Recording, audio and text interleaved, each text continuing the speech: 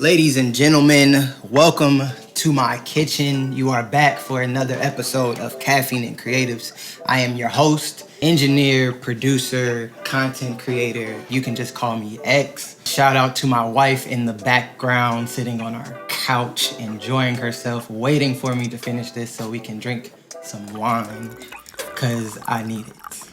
Hopefully this is the beginning of a strong week for you. Hopefully you have some great and productive and exciting things lined up for this week. This week, I got to sit down with Pierre Médor, producer extraordinaire, executive producer, amazing vocal producer, musical director. We both share the common thread of being perfectionists. So I thought it would be interesting to sit down and really pick his brain on what does it really mean to be a perfectionist. We all have our little tidbits of what we overanalyze about ourselves and our creativity, from workspace to creative space, but what does being a perfectionist really mean? So we got to sit down, we had an amazing conversation. The man is literally a walking quotable. So y'all stay tuned, make sure y'all tune in to this amazing conversation. If you love what you're seeing so far, go back, check out some of the other interviews that I have with even more amazing people. Make sure you're liking all of the videos, sharing our YouTube page, subscribing to the YouTube channel. Make sure that you're telling your friends to subscribe to the YouTube channel. And outside of that, roll the tape.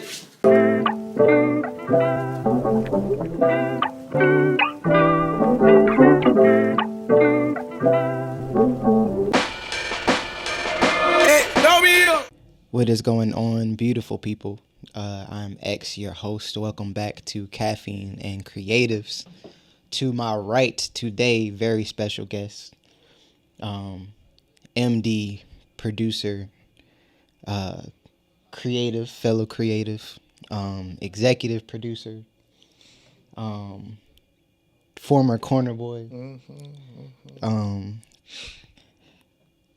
I'm not going to touch your accolades. We're going to get into that during the episode. Okay. I have Pierre Médor. Hey. How you feeling today, my guy? I'm feeling great. It's a pleasure to be here. I appreciate you for coming out here. Man, I'm honored that you asked me to be a part of the show. Man, I've been watching the episodes. It's like, maybe one day I'll get a call, you know? Whatever. I see this man. Me and Pierre go to the same church. Yes. I am I guess now I was about to say I'm the monitor engineer. You're doing a lot more than monitor engineer. Assistant tech director. Yes. At Eagles Nest Church in Alpharetta, Georgia. Check us out. Yes. I asked my man Pierre to come on here because outside of having a wealth of knowledge and just being a fellow perfectionist, which is, I think I'm gonna call this episode the perfectionist. Yeah, there we go. That's the connect. Yeah. So it's today I really want to pick your brain as far as being a creative inside the creative realm of moving around, your years of experiences, and how being someone who, like myself, seeks out to achieve excellence every time.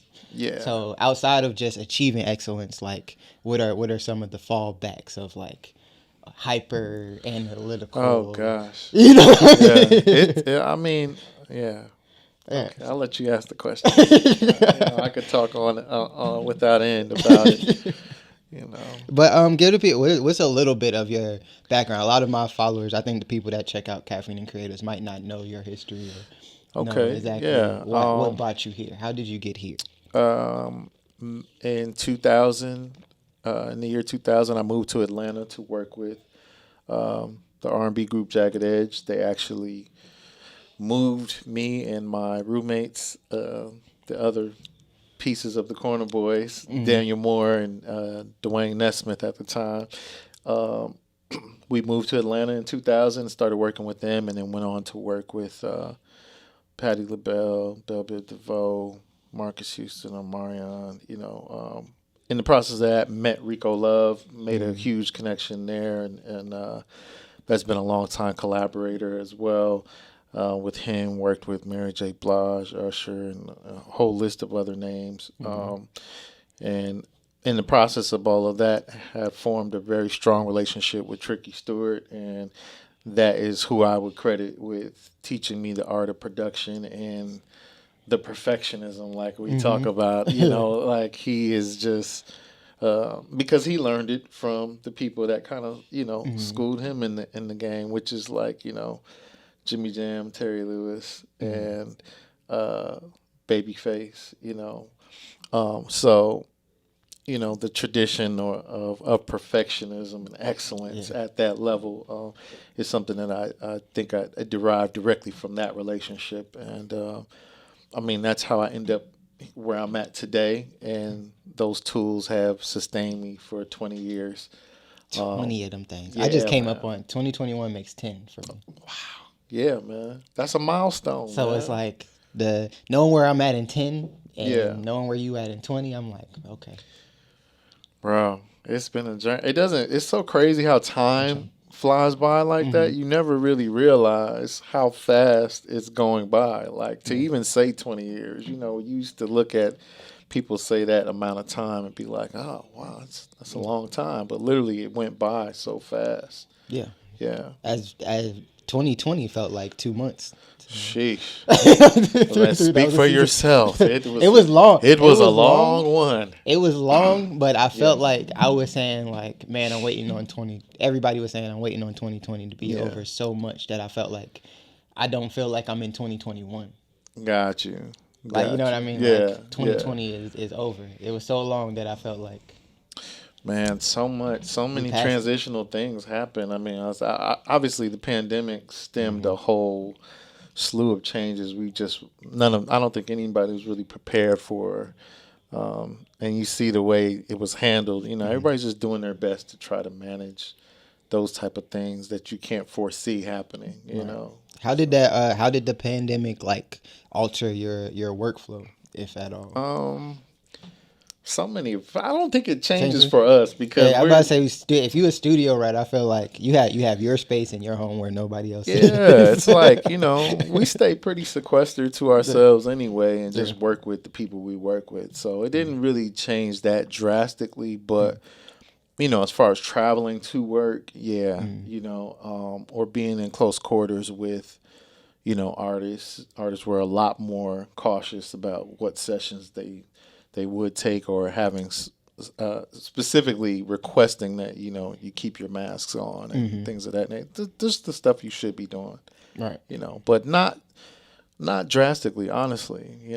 And then as well, I think because of where I've been at in my process, I've been kind of narrowing down a lot of the peripheral projects and just graduating my level of focus. So I really narrowed my focus down to just two artists.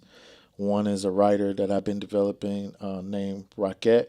Monster. Yes, I mean she's a beast. One of the best. I tell her all the time I haven't met somebody with that high a level of melodic IQ since Rico Love.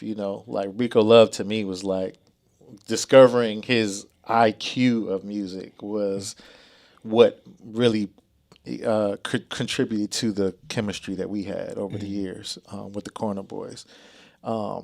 And since meeting her, it's been kind of that same effortless thing. So between her and my artist Tamel, and we just been focused right there. Which you got, y'all gearing up for a release for her, right? We have a new EP about to release either in February or March is what it's looking like right now. Yeah. Very close. Yeah.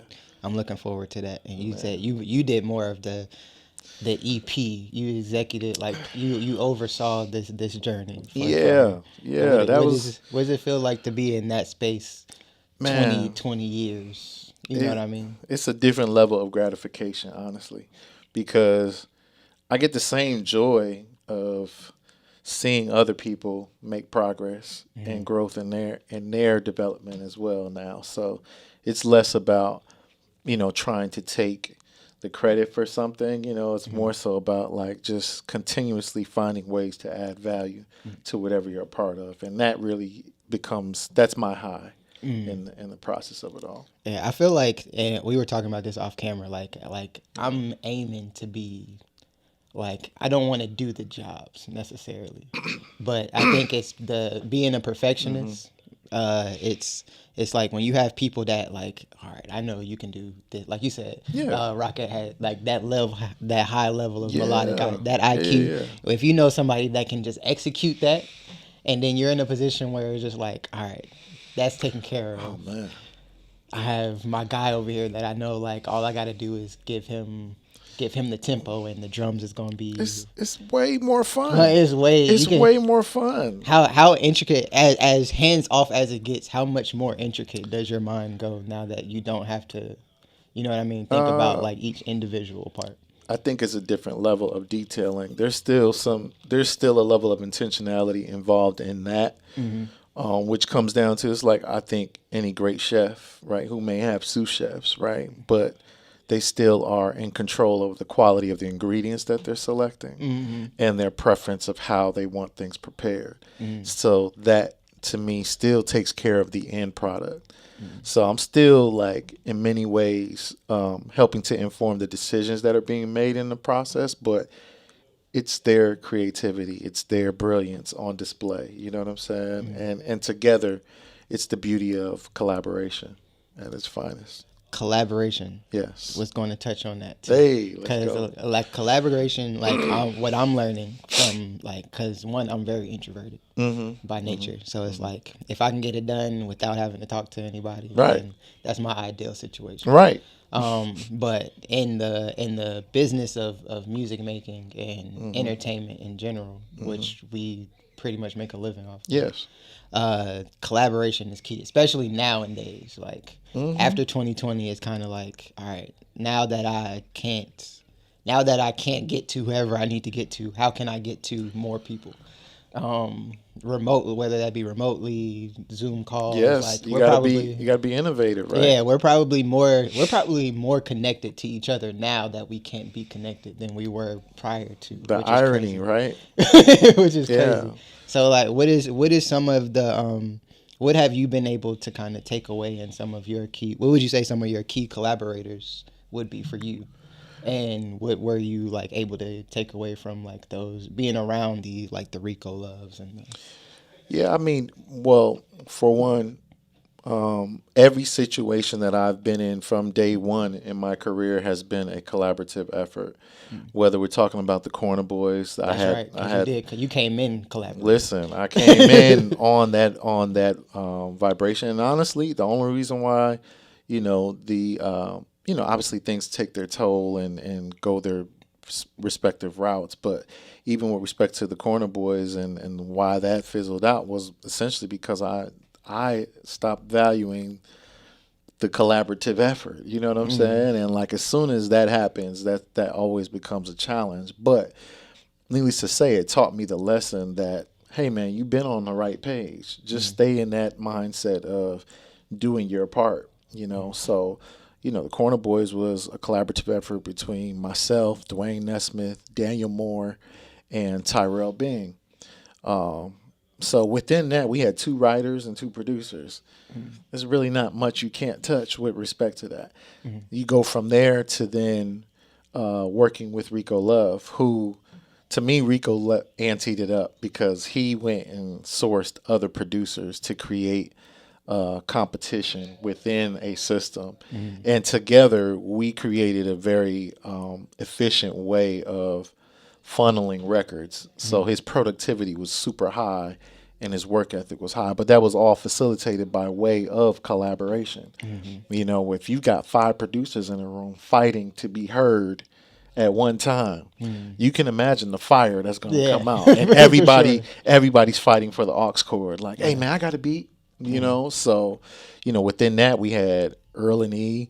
From that spawned my guy Diego, who is now kind of working in collaboration with Bankroll Got It. You know what I'm saying? Like doing a lot of big things. My guy Casanova, man, he did the twerk record for the City Girls. You know what I'm saying? Like, so yeah, I mean, from there, moving to Atlanta, and I had my own outfit with a couple producers, and have since just kind of focused in on a couple guys that really their music speaks to me. It's a guy named Diz out of LA, who was really, really dope, amazing. Like this guy Versace P, who is also collaborating with us at Eagles Nest, right, on the drums. Amazing drummer, but a phenomenal producer in his own right.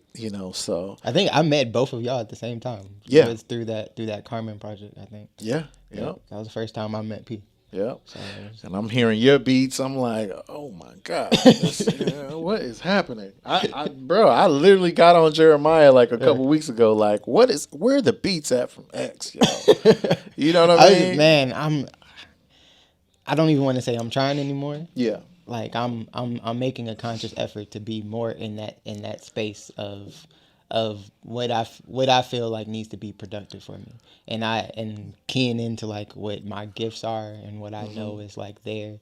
I really just a matter of like when we first had the production conversation, right? Yeah. And we were just like, I went through that crybaby phase of like lost a laptop, lost a hard drive, all of it, having to rebuild your workflow, switching from Logic to Ableton. Now I'm learning the new DAW at the same time, and it's like, all right, yeah, those beats was fire, but like I haven't got back to that level of production with my current workflow. Okay. And then trying to rebuild that back up. And now it's kind of like, all right, now I have kind of a workflow. Like I can sit down and I know how to finish a record. Can I ask you a question, one perfectionist to another? Yeah, because all of that is perfectionism. How do you manage perfectionism?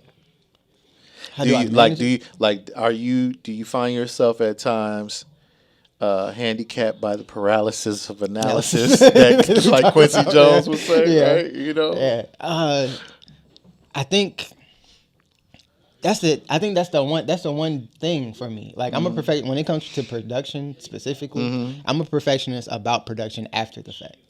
Like after the idea is laid down and like it's like all of my stuff sounds like what it sounds like because I think my style of production is a very polished rough. Got like you. I make a very polished rough draft. Got you. Okay. So it's like okay. the drums are kind of off. Like there's textures to like other stuff where it sounds like he might have recorded a couple of sounds in his bedroom because I probably did. Okay. Like what I mean? Okay. Yeah. And then I put the really clean like expensive sound on top of that. But see, even with that sounds like intentionality to me, which to it's me it's is intent because it's a feeling for me, but it's natural at this point. Like it's not something that I think about at this point when I sit down and I create. So it's like with production, it's kind of like, oh, that sounds good. That sounds good. So I'm not really trying to perfect it yet. After it's there, then I go in and then I put the perfectionist hat. So you just kind of throw it all in the pot and then refine it later. Yeah, I do that. I think I do most creative projects like that. When I paint from time to time. Like I throw whatever on there and then make sense of it later. Like when I write stuff, like me and my wife, we songwrite. So it's like when I songwrite, I throw whatever on the canvas and then like, all right, I don't like that. I can change that. I can do that. You're a real artist in that way. You know what I mean? Like, and just in terms of the free flowing. It has to. I recently just got into really practicing yoga. Like as you said, like I saw that clip of you in your series. I was like, well, they got the time lapse thing. So it's cool. Like I just got it. Like I started like I did yoga a few times. Now it's kind of like I'm really trying to practice yoga. Got you. Like I know what pose names are type thing. Like like actually studying it. So it's like getting into that space is kind of like.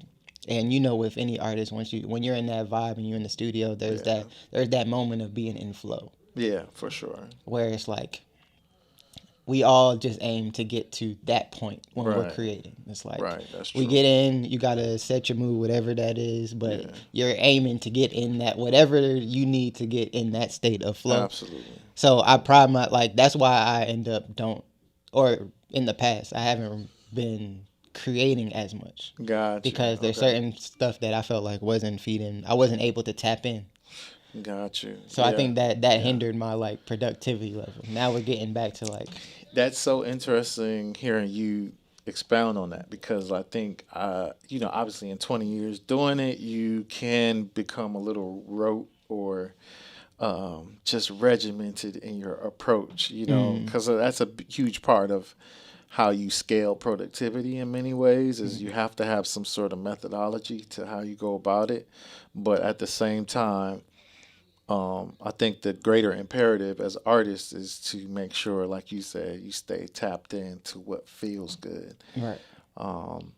No matter what, in the process of everything that I create, I do try to always maintain that heartfelt aspect, whether that's in the chords or just something in it has to have that thing that moves you. Yeah, because as calculated or as electronic as music has become, you had like somebody has to maintain the human aspect of it. Yeah. And when you build that IQ, you know what I mean? You get in that space where you're kind of like, all right, music needs to be conversational. Absolutely. To some extent, like at its best. Yeah. At its best. Yeah. There's a lot of like, I don't knock the like, I'm just making this for a vibe. Like, I don't even want to listen to the song. I just need it. It's the backdrop to this activity, whether it be in the club or in whatever space. Like, I can only listen to this song in my Ferrari with the top down. Yeah, I love it. Like, you know what I mean? Yes. Like, I love those vibes too, but like I'm here for timelessness.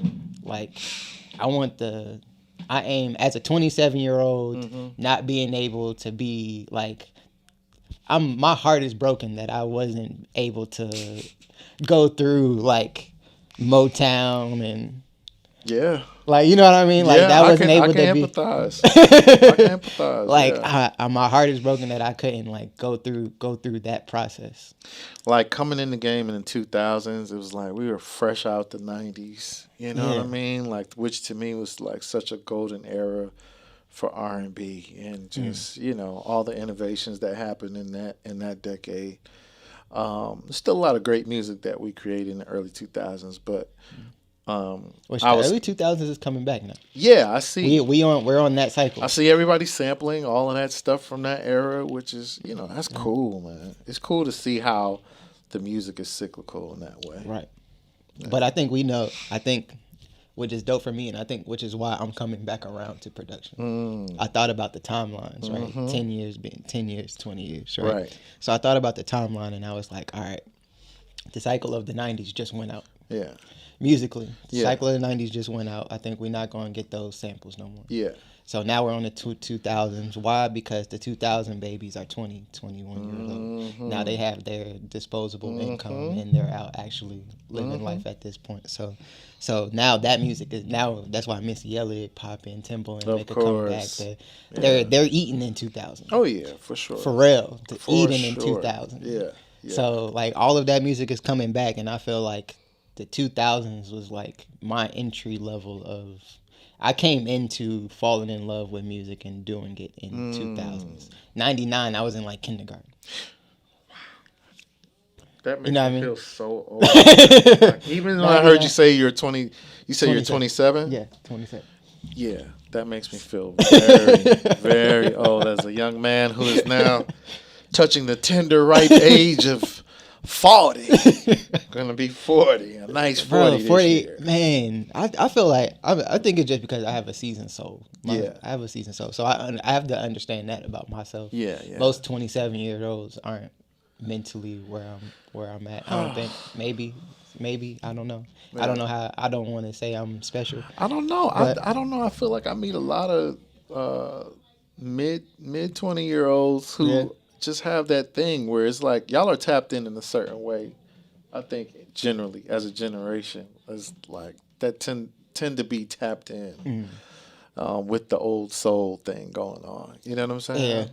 Yeah, I'm starting to get that more. That I'm more now that I'm being around more people that are doing what I'm doing. Some of that I think have to do with the technology as well. Yeah, because it's like we have access to so much. So you can just absorb all of the stuff that maybe you missed before you got here, but you still have accessibility to a lot of it, Right. One question based on like being tapped in with all of that stuff. Yeah. Going tapping in. I'm gonna hit on a couple points with this too. Cool. So dealing with longevity, Mm-hmm. dealing with collaboration, Mm-hmm. dealing with having mentors Mm-hmm. that were able to mentor you after going through it.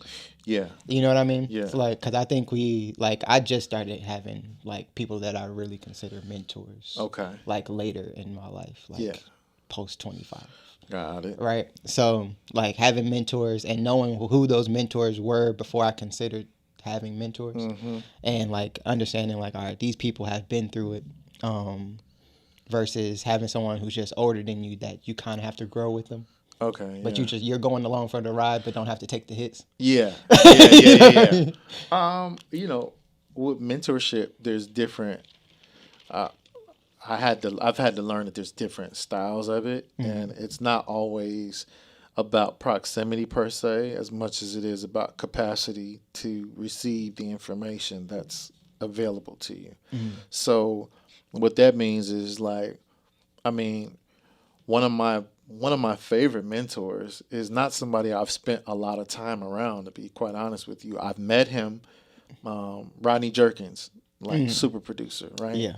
Always been the quintessential guy to me, right? And I met him at 17 years old for the first time, and then you know had worked with him for a little bit in my early 20s with the Corner Boys for a little bit, just a little, not anything substantial. I want to be clear, Right. you know, like, but had a chance to, you know, at least be around him, watch his process, see his decision making, listen to his conversations, and and then from that, just learning from an auditory standpoint, the decision making involved, and over the years, learning, wow, there's a lot of intentionality that goes into being someone that puts out that quality of music sonically, versus my relationship with Tricky Stewart, where I've had years where I've been able to be right next to Tricky and in the rooms with him and really learn from him.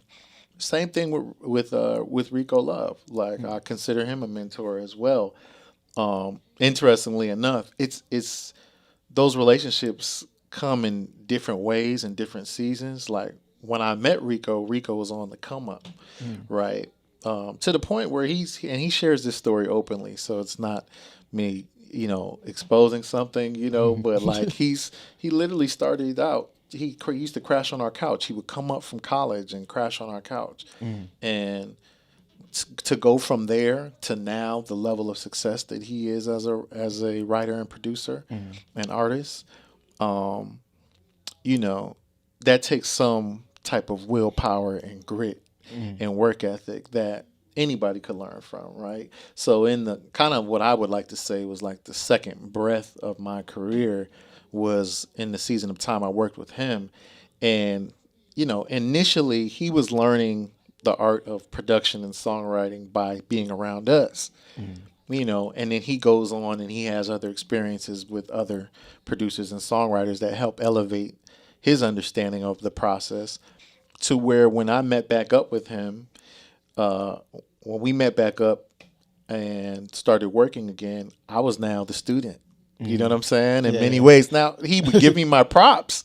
Every room, every session we would go in, you know, whether we were working with Mary J. Blige one day or Usher, you know, he never had no qualms about giving me my props in terms of like, hey man, this is the dude that taught me how to vocal produce. So trust, we're in good hands. Like, but at that point, I had to humble myself to where I was needed in that season, which was to engineer in the room. And in the process of that, I ended up learning. I ended up getting a whole new education, Right. in many ways. But like I said, that's like three different ways that mentorship can present itself, and even through books. Like to me, like John Maxwell is a great mentor. I've never met him. I've read several of his Right. books, you Yeah. know, and I think that he's a brilliant mind with respect to leadership and just I'm starting to get those mentors too. huge. This game, I mean, what you like you said, mentorship is really about gleaning the information that will allow you to um, take less losses Yeah. over and get to the desired goal in less time. You know, it's not going to circumvent you from your process, right? Because we all have a specific journey.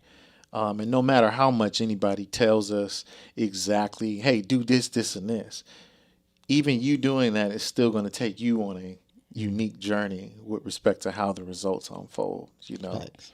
How does that journey look from the being on the other side of that conversation now, being able to kind of, in any circumstance, kind of handpick your circle?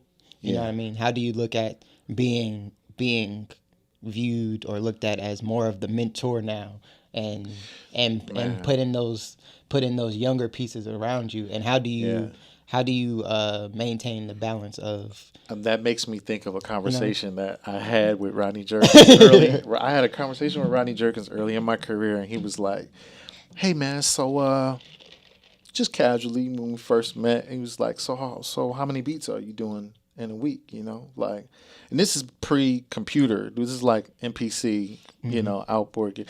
So I mean, like, you know, I might do like 5 beats a week." That's nothing, though. You're talking to Rodney Jerkins, who's working feverishly every day to try to be at the head of everything sonically, right? So he looked at the number and he was just, he heard me reply. He's like, "Oh, okay." He said, "I always pay attention to hunger.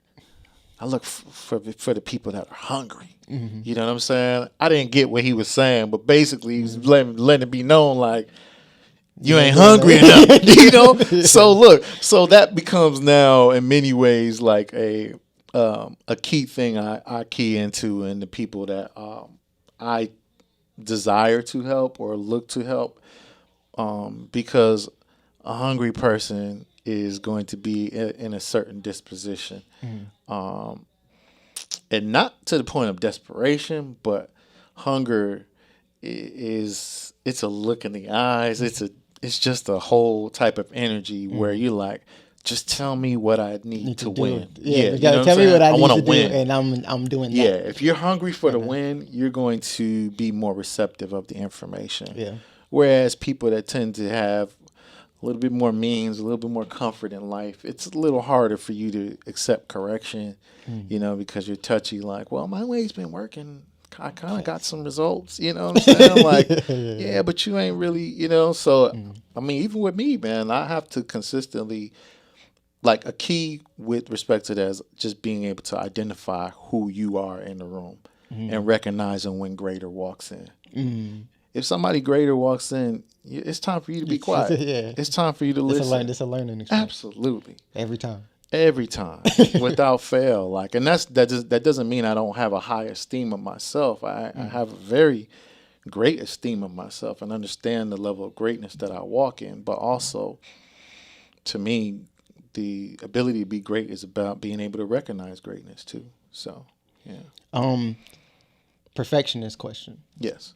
How do you look at and balance the difference between being hungry and being a perfectionist, and how do those overlap? Because I feel like sometimes, like, for me personally, I'll feel like, all right, well, I feel like I'm not hungry enough because my turnover rate, my productivity level is not where I feel like it should be. But at the same time, I'm like, well, I don't want to be. I guess that falls into the quality over versus quantity thing. Yeah. And what does that look like for you?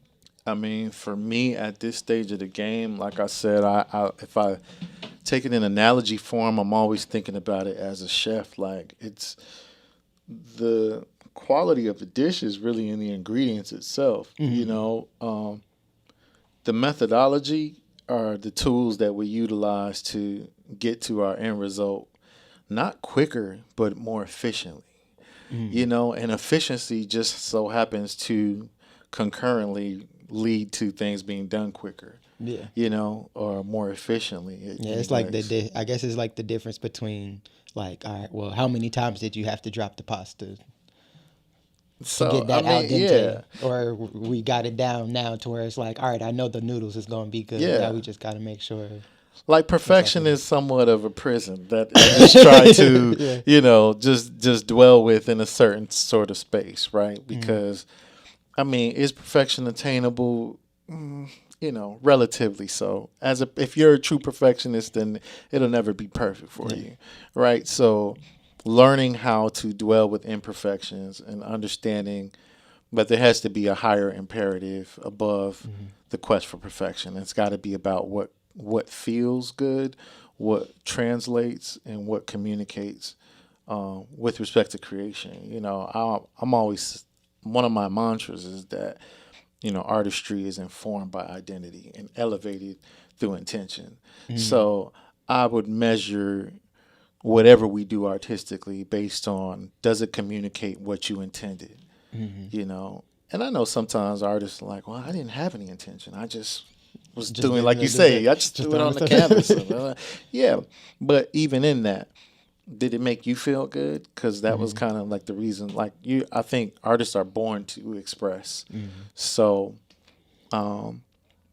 you can't get away from that no more than you can the process. And perfection is just, to me, a part of the process. Like, we aim at it, we strive for it, knowing that we're going to inevitably fall short, but it's in the aiming and the striving for it that allows for something that is really just next level and transcendent.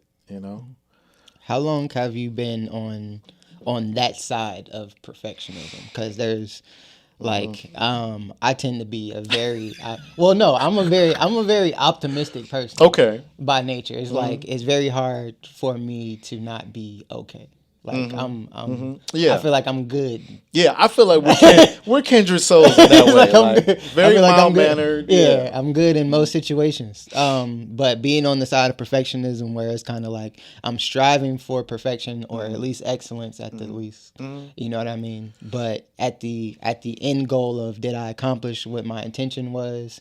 How long have you, for more of your career than not, have you been on the side of like, I didn't accomplish, or not that I didn't accomplish it, but like there was something else I could have tweaked in my perfectionism, but I'm okay with it and I'm excited to do the next thing so I can do it that much better, versus being on the side of like, I didn't hit my mark. With respect to excellence, right? I always quote this saying that I saw on a plaque at Georgia Tech. It says, "Excellent exposure to excellence breeds excellence." That's one of those things that's been concrete in my mind, right? And I think about that from the standpoint of what I thought was perfection or excellence at one stage in my life has graduated as I've had more exposure to it. Like my first experience being around Tricky Stewart, I watched him work on one record for a month straight, one song for a month straight. And to some, depending on who you're talking to, they're like, so we worked on one time. I heard a story about Bruno Mars working on one song for a whole year, right? And just tweaking drum sounds and switching out chords and, whatever. It's always going to vary on the degree of time that you have to devote to the process, right? And so it's going to look different based on what you just have the means and ability to do. Now, being around Tricky Stewart, he's somebody that has always owned his own studio, so he's not on the clock. Fact. He can take his time. Yeah. He's got his engineer there that's working right alongside him. So I just learned by watching that infrastructure that if you give yourself the space and the utility, you can spend as much time as you want on your process. So you don't measure the level of success based on your own pursuit per se, because that can change based on the means that you have accessible to you. Everything is a tool, and it's about how you use it, time included, right?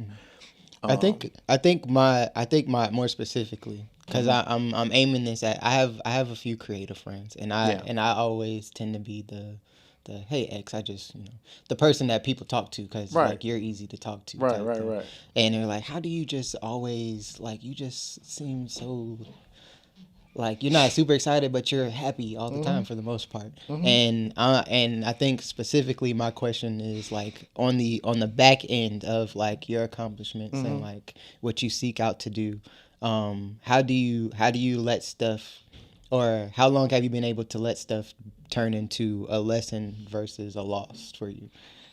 like going into something, like being a perfectionist, like I want to do it like this, because I'm okay with like what I wanted to is what I did is not exactly what I thought I was going to do. Yeah.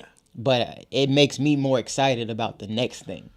I'm like, I turn it into an opportunity to like, all right, cool, like that one's done. I'm not going to dwell on it. But there's some people I know that's kind of like, Yeah, well, hear me out. Your optimism could be anesthetizing the the uh, the the catalyst of the pain from loss, if you yeah, I will, think, right? yeah, I guess. So look, and this is the thing. It's just about knowing what motivates you, though. If Yeah. the optimism is what motivates you, then ultimately, that will drive your decision making. Like for me, for some reason, sitting with the loss just allows me to glean a lot of information. Yeah, Like it's I'm just one of them people where I refuse soak to. in there. Yeah, like to me, I can't just. I'm not gonna let the loss defeat me. But you're going to But analyze it. I'm gonna sit in it. I'm gonna look around like, man, this is terrible. This is This is trash. Like, but through that comes a lot of self reflection, the introspect necessary to have a true sense of self awareness in that, and that is the space for me that the wisdom has grown out of to be able to help others navigate, their journeys respectively, and yeah, that's probably just quietly that's one of my, I guess, greatest senses of accomplishment is knowing how many people I've helped along my journey too. Yeah. So yeah. Facts. I think that's always a revolving door of like Yeah. of a lot of people that I have on the show. It's kind of like it's not really, you don't really make your purpose worth it until it's bigger than you. Like when you start doing your purpose for you, like great, kudos. But when you make it bigger than you, that's when it's kind of like it's a different level of gratification at the end of the day. And that's today. That's where I'm at today. Yes, that's where I aim to get to. It's getting there. I see it in the pipeline. So it's like, all right.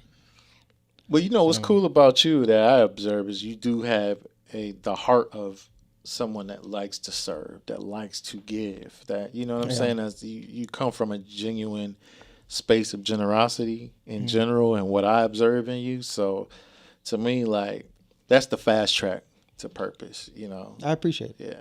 Yeah. I try to be of service, and like I always tell people, I'm like, the thing that makes me most uncomfortable in any room is somebody uncomfortable. Okay. I'm good as long as everybody else is good. When somebody's not good, I have to analyze why they're not good, whether it be for a good thing or a bad thing. Like, yeah, hey, what you over here soaking? That's a gift. That's a gift. Everybody's not concerned. You know what I'm saying? I'm concerned. I'm genuinely concerned, but I'm not like like, which I've noticed is a similarity between me and my wife is like she's an empath. God. Like if somebody feels down, if somebody's crying, I'm about to be crying along with you. Oh wow. Like me, I care about people, but I'm not that much of an empath. Yeah. Like I'm not gonna take on your emotion. I'm gonna try to turn your emotion around. Like I'm more like I'm more of that person. Yeah. Bree is like, what's wrong? What are you like? That's like weird. She's still trying to figure it out too. But she's gonna feel just as sad as you do. Oh, I mean, I think too, just from a human standpoint, pain and loss should induce some sense of empathy or the depth, the increased. I definitely get the empathy part. Yeah. I just like, I feel like it's really the way I was raised, like with my dad. It's one of those things where it's like, if you're sad, I'm sad that you're sad. That's the thing that in me that wants to make other people comfortable in the room. So like, if you're sad, like, I don't want you to be sad. It makes me sad that you're sad. I'm not, but I can't not make you happy if I'm sad with you. Like, how can we get to something other than this? See, even in that, you're thinking as a problem solver. Yeah, I'm solving the problem. I'm trying to find a solution. That's from a space of generosity and wanting to give. Like, see, like, and I'll tell you, that's what I'm saying. It's like we're all wired for connection, but I think our experiences shape our personality, and our personality informs how we kind of engage the world or those type of experiences. Like, we're hardwired for connection and connectivity. So there's no way as a human to not feel, some sense of empathy. I think that's inherently in us all, but how we respond to it is probably more reflective of, like you said, how you're raised or like your childhood experiences. Like for me, I was always trying to find a space of peace by myself. You know what I'm saying? Like, because I'm the oldest of 8 children. Yeah. We grew up in small living quarters. So to have some peace was like more important. Yeah. Yeah. So. And I was more so it's just me and I have one younger sister. See. So you're like, oh, open up to everybody. Like, let me, The only person I ever had to worry about was my younger sister. Yeah. And she was connected to my hip most of the time. So it's like different strokes. Yeah. I feel it. We're going to start wrapping it up, but I have one question that I'm trying to ask a lot of people, see if I can get a new answer for myself. What do you feel like is your most valuable habit? My most valuable habit? Yeah. I would say that would be my time meditating and thinking. Because out of that is born not only the fruitfulness of thoughts, but also the economy of words. And I always say that words are, they're the conduit for communication, right? But also I think that they are the vehicle of emotions. So, if I had to limit it to one thing, I would say that, like time and meditation and thinking, like that time of solace, whether that is, sometimes it's in the form of listening to music, sometimes it's in the form of reading the Bible or praying and just allowing the Spirit to give me insight and wisdom. Yeah. I think that's been a growing thing for me, like with the yoga and meditation. Yeah, and it's stuff mindfulness. Like that. It's mindfulness. Mindfulness is starting to be one of my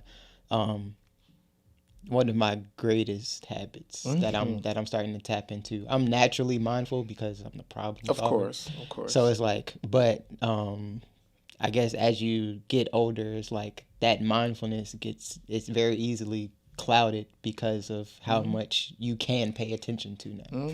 Like when you're younger, it's like naive plays, it's on your side. Being naive is definitely on your side. When they say ignorance is bliss, bliss for sure. So it's like you're getting older, it's kind of like a little bit more. Now it's kind of like, now based on like if this is the level of stuff that I know now, the level of stuff that I can think about is here because I'm thinking about what I know and what I don't know at this point. So it gets kind of crazy. So mindfulness, being able to sit down, that yoga for me, meditating. Amazing. That's we probably shared that. You'll have to send me one of your whatever instructional videos you use. Oh yeah, I follow this girl. It's Yoga with Adrian on YouTube. Yeah, right now she starts out simple. Yeah, well, right now I'm on day. I've been following her videos, but she started a 30-day yoga. Oh, nice. Thing. So I didn't start on day 1 with her, but I started on day 1. So she's on like day, I think like 20 something right now, or 18 something 20. Yeah, I'd like to try that out. Being an almost 40-year-old, body is a little different these days. Man, I just started having back problems this year. I had lower back problems this year. I did yoga. I went to the chiropractor. I got a massage. Back to normal. Back to normal. See, that's no the beauty. Doctor needed. Like that's the beauty of being 27. You can snap back. Yeah, but if I have that practice now, it's like I feel like the thing that slows us down as we age is that we start doing stuff to take care of our bodies after it's a problem. That's true. No, you're right.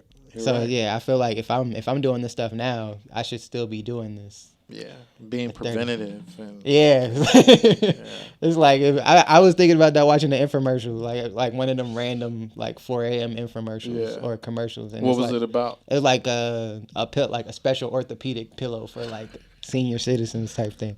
And I'm looking at it and I'm like, if that supports this and it's supposed to do this with the body, why don't we sleep like that every day? every day? Why are we waiting until our neck about to break to have neck support? They're like, you don't got money for a pillow of this stature until you in your seniority. I guess, or we don't invest that much on like. Yeah, that's really what it comes down to. We don't invest. Like I talked to my wife about that too. I was like, I want to invest in my sleep this year. Like, sweetie, we're going to get this orthopedic pillow. We're investing in sleep. Yeah, it's a lot. It should be higher on your priority list. You are not lying.